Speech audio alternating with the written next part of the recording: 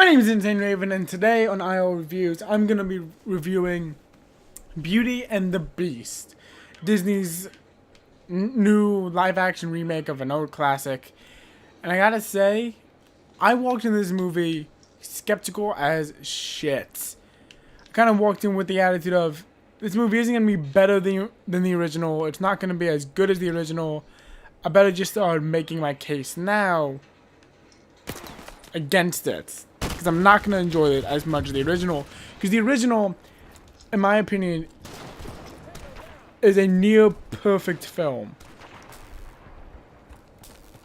In every which way possible, it is a near perfect film. The score is amazing, the animation style is amazing.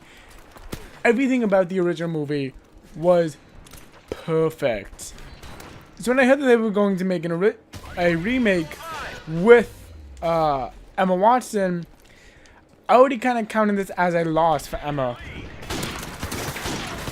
And I am so sorry. I could not have been further from the truth. And the fact is that this movie, I feel, improves on the original in almost every single way. The Loof becomes an actual character instead of a sidekick with real emotion and things to go and reasoning behind his actions and everything. Gaston actually becomes villainous.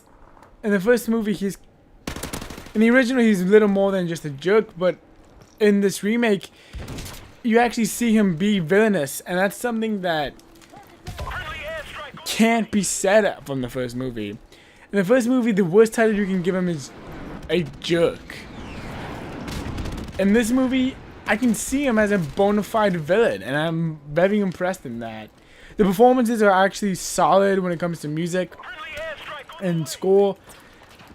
Not surprising since the guy who did the original score came back to do this one, but hey, if it ain't broke, don't fix it. The animation style is...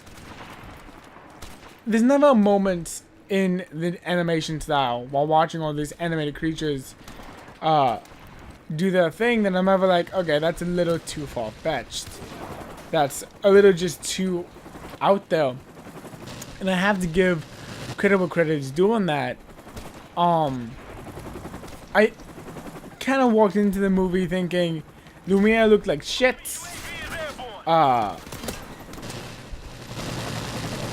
Cogsworth just looked almost stereotypical, and Mrs. Potts looked like she had no ability to emote, and yet I was happily proven wrong with all three of those. While Lumiere looking too human-like is something that doesn't really go away, in my personal opinion,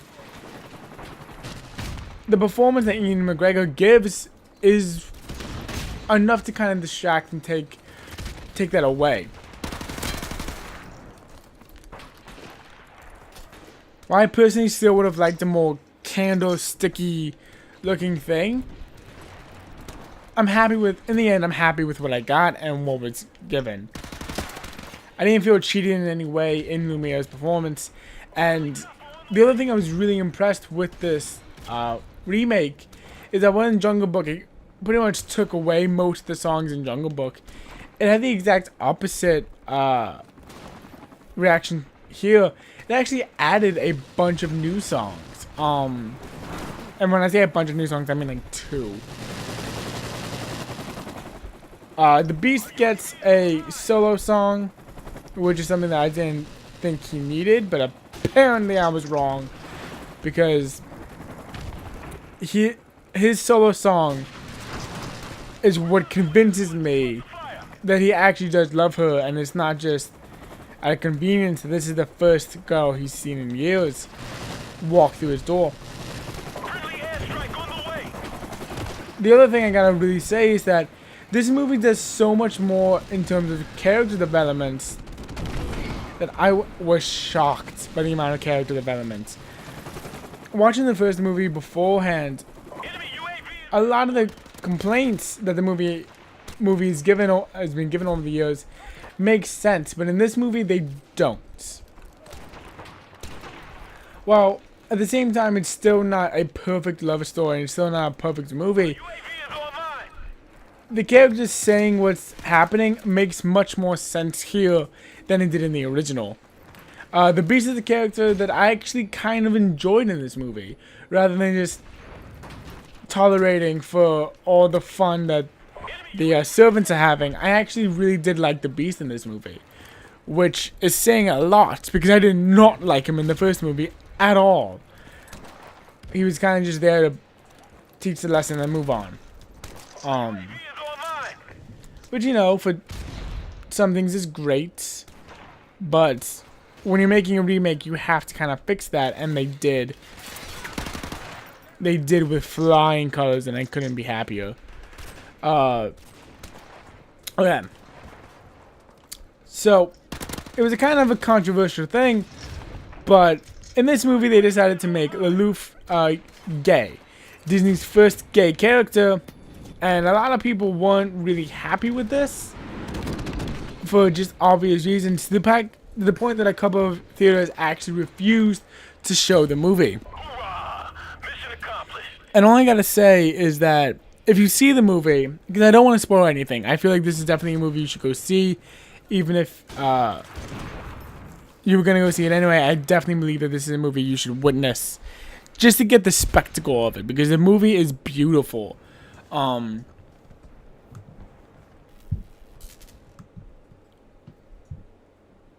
The movie is just beautiful, and just for that alone, you should go see this movie. But Lelouch,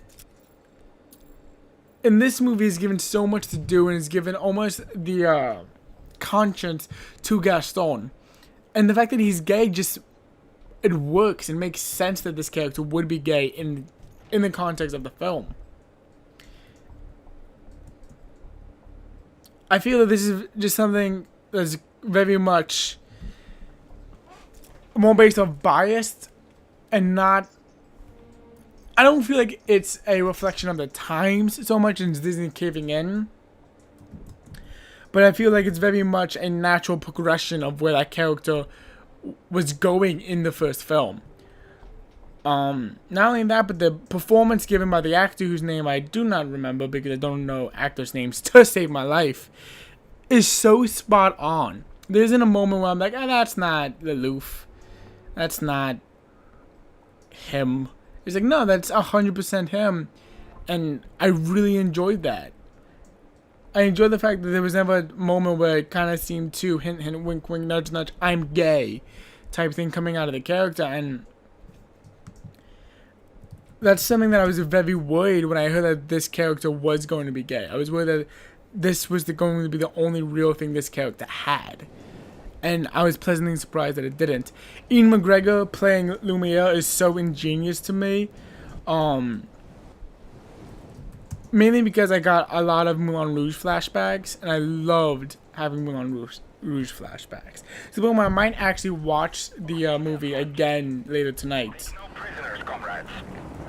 But I loved it. I felt it was smart casting, and I'm glad that you see that he can still sing.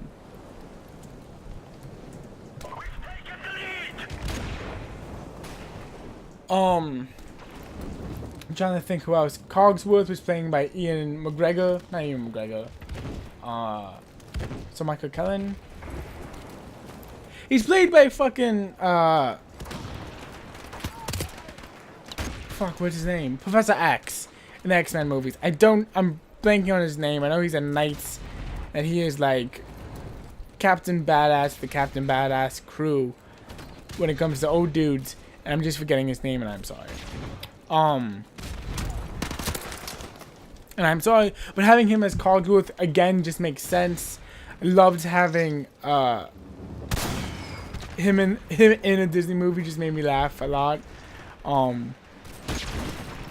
I feel like Disney kind of gets this bad rap for kind of like dumbing down their actors and making the performances just bad.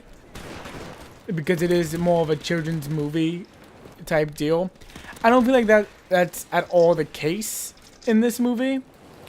I feel like every performer kind of brings their A game, which is strange because it's very easily a movie that could have kind of just been given that back burner treatment, and I'm happy that it's not. That's not the case. I saw this movie with another person, which is rare for me. I don't actually go see a lot of movies with other people, and the person I wanted to go see it was a huge fan of the original movie, and she had already seen it before. She had already seen it yesterday when I offered if she wanted to come with me. And the fact that she said yes after seeing the movie not 24 hours earlier, I think shows how well this movie does at kind of recapturing the magic of the original.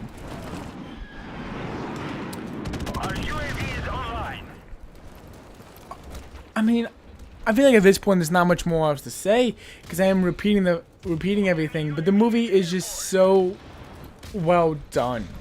I'm gonna go into the spoiler territory. I'm gonna give you all a minute to avoid the spoilers. Avoiding spoilers would be a smart thing to do. Avoid spoilers as best you can, because avoiding spoilers should be your #1 priority in all of life. You don't need that job. You just need to not have spoilers.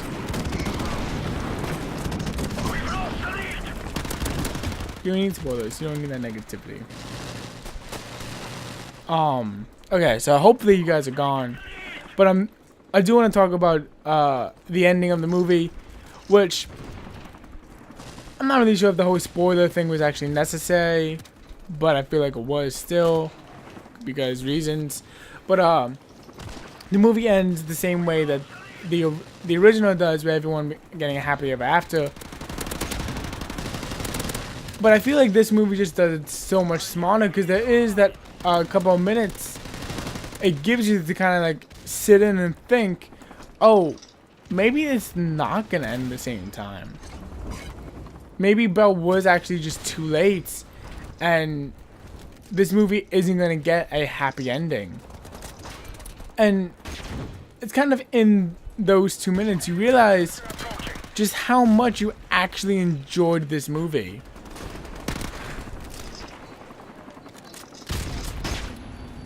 And actually how much you enjoyed this rendition of these characters. That for all intents and purposes have been really just like in the original, the backbone of this movie.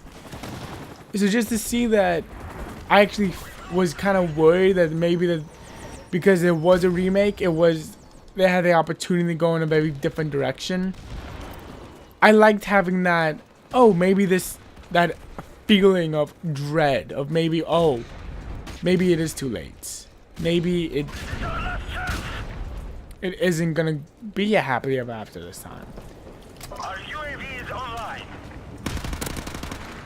And personally, I just really enjoyed that feel, even if it was for minutes.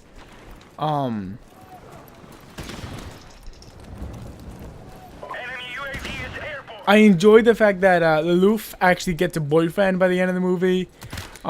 He's definitely one of the most underrated characters, I feel. He, in the original movies at least, as just kind of playing Gaston's hype man, I do feel that he doesn't get as much love. So the fact they kind of did give him that a happy conclusion in this movie really made my day, especially because it's something that by the end of the movie you're not really even thinking about. It's like, oh, and Lelouch gets some dick. Like, it's not something that you're thinking about because it's not like a prevalent thing in the movie. But just the fact that they felt the need to kind of like tie up that loose end, to me at least, was just a very satisfying conclusion to his character, that he's no longer like hanging on Gaston or whatever. Our UAV is online. Other than that, I don't have anything more to add. I do feel that if you're a fan of Disney, you should definitely go see this movie. But other than that, I have nothing left to say. If you guys saw Beauty and the Beast, what did you guys think? Let me know what you thought in the comments down below. If there's any movie you think I should go see next week, let me know that as well, and I'll get up on that review. Alright. But until next time, my name has been Insane Raven, and that has been the video. Bye-bye.